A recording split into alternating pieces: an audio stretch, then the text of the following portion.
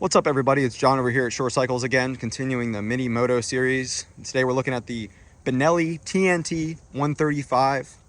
This is a 2022 model. Benelli is imported by SSR Motorsports, which is a long-standing, well-respected importer of pit bikes, dirt bikes, and now side-by-sides. And they partner with Benelli, and they're the importer for Benelli now. So we like SSR. They do a great job with parts availability and parts fishes and all that stuff, so we know we'll get the same support with the Benelli. Benelli is made by QJ Group out of Asia, which is a big producer of bikes. They make over 1.2 million vehicles per year in power sport and lawn equipment, all sorts of stuff. So QJ, well-respected producer. Benelli has been around for a long time. They were founded originally in Italy in the early 1900s, and like I said, now with QJ since '05 and SSR since a few years ago.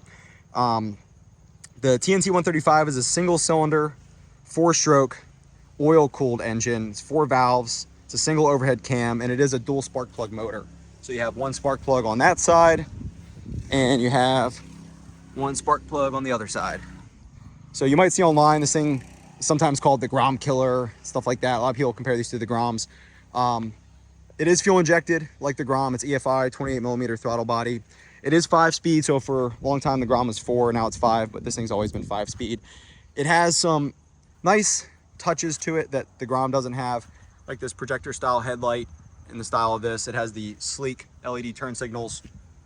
I just like the style of this bike better, and the frame. It has the trellis style frame like a Ducati Monster, and the dual exhaust setup like that. Then you have a really sleek tail with the tag mounted all low down by the rear tire. It is disc brake front and rear. We have a 220mm disc up front with 2-piston caliper, and then we have a 190mm disc in the back with single piston caliper. So big, nice brakes for a small bike. This thing stops really easily, and it is a 5-speed, like I said. So you have a manual clutch on the left hand, 1 down, 4 up, just like most sport bikes. Switches are pretty standard.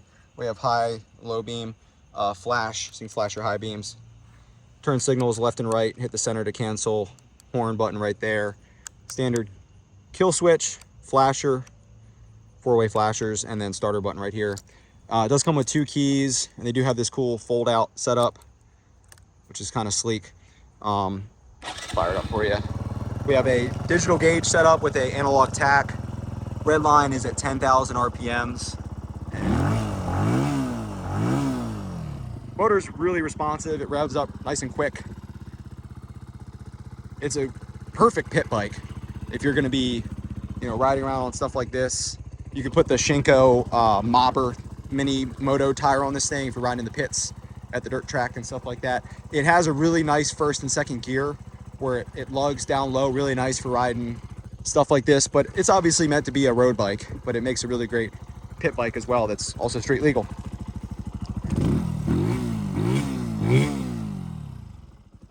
And on the gauges we have fuel, like I said, analog, tack, miles per hour, a clock. You have miles, trip 1, trip A, trip B, and then total. So nice setup.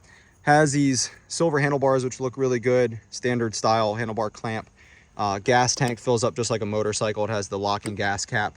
Seat feels really good. It's nice and plush, very comfortable, very durable, and grippy rubber. It is a 2-person bike. Technically, you do have a passenger seat with the passenger grab handle here, and there's passenger foot pegs. And then rear brake is your standard foot brake, just like most sport bikes.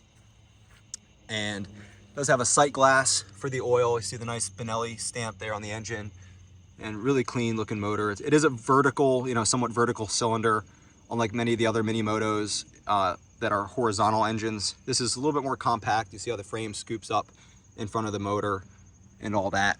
Comes with pretty nice tires from the factory. They look like a Kenda style scooter tire. I'm not sure of the specific brand there. Haven't heard of that one, but they look good. They feel fine. If you want better grip, you could go with like the Pirelli or the Michelin tires out there for the street. And like I said, the Shinko Mobber for the dirt or the pit bike setup would be the way to go.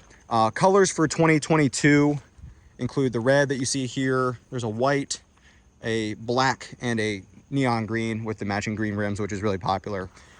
MSRP as of September 2022, when this is being filmed, is $31.99 for white, black, and red. For the green, it's a little bit more, it's $32.69. I've heard there's supposed to be, I believe, a yellow coming out for 2023.